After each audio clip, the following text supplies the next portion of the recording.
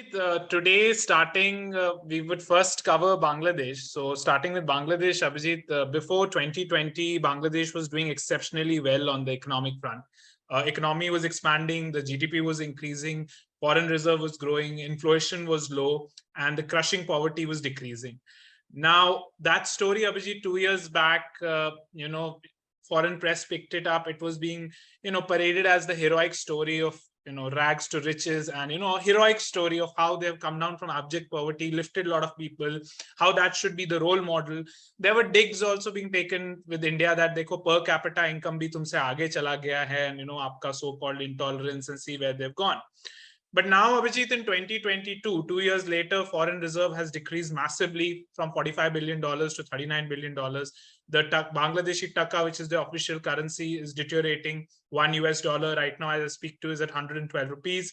Inflation is at an all-time high. Electricity load shedding happening massively. Schools being asked to, shut down for some days. Mosques being asked to not use ACs. And that has exposed the big Bangladesh story. Also, ironically, Abhijit, they've sought a $4.5 billion loan from IMF, and they had helped Sri Lanka with a $25 million assistance, right? So, Abhijit, as one of the finalist analysts of geopolitics, what happened to the dream Bangladesh story, Abhijit? So, see, the last 2 years are an aberration. Somewhere between COVID and Ukraine, it's hit a lot of people very differently. So with Sri Lanka, the entire tourism economy collapsed because they were so heavily tourism dependent. And the second thing that, see, things never happen individually. Like you look at any ancient civilization, it collapses because 2-3 things happen together. Even 2 things may not be enough. In Sri Lanka, well, I mean, it was a full-blown collapse because of organic farming, which had destroyed local this thing, plus tourism collapsing because of COVID, plus the fuel bills and all of that, which came on top on the Ukraine war, given what had happened with the economy already. Bangladesh is different. So Bangladesh is largely manufacturing. They manufacture lots of ceramics and textiles and things like that. Jinka demand kam nahi hua hai, right? So the rupee going down actually makes Bangladeshi textiles and Bangladeshi ceramics even more desirable on the international market, because you're seeing, they're much more price competitive now, number one.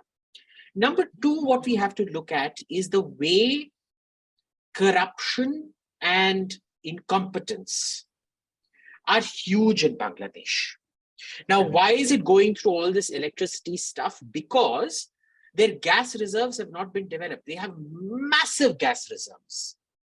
Okay, they have massive gas reserves, which they could have easily used to generate power. But they've been sitting on it for the last 10, 12 years, waiting for the highest briber to come and develop all of this and keep coming up with new schemes to maximize the bribe taking on this. Okay. So this is something which they now need to go in very rapidly for and accept international power generation agreements or whatever, so that it can be built. So simple example, the nuclear power plant that the Russians built was one of the biggest examples of a good project gone wrong. It was all very careful, but then because of corruption, individual chairs, one chair was billed at $1,000. My God. And it was transparent corruption, right? So it's not as bad as Sri Lanka, because they are self-sufficient on food. They produce very good food back home in Bangladesh. Because remember, I'm also Bangladeshi. Seriously, we're from Bangladesh. Okay. Yeah, we're East Bengali. So, well, I'm half East Bengali, half West Bengali, but anyway, quarter. My father said half East, half West. But so they produce, so the food problem that became a problem with Sri Lanka is not there. Most of it's self-sufficient except meat.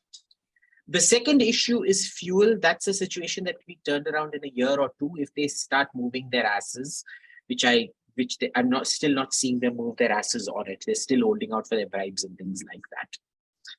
The third issue is their exports are actually much more competitive now. Fourth is their foreign reserves. If you look at it, the dip is nowhere near as bad. At its peak, it was something like about $48 billion. Now it's down to about $39 billion, something like that, right? So it's not such a big dip. They have enough reserves to overcome their immediate needs, and their income generation through their manufacturing is quite sufficient to tide them over. I'm not seeing anything major happening with Bangladesh right now. Kuch social churn to hoga, because every time there is a resource crunch, because even a short-term resource crunch can lead to lots of political churn, which is inevitable. But I'm not seeing the kind of spectacular collapse like we've seen in Sri Lanka, or even the kind that Pakistan was caught up in.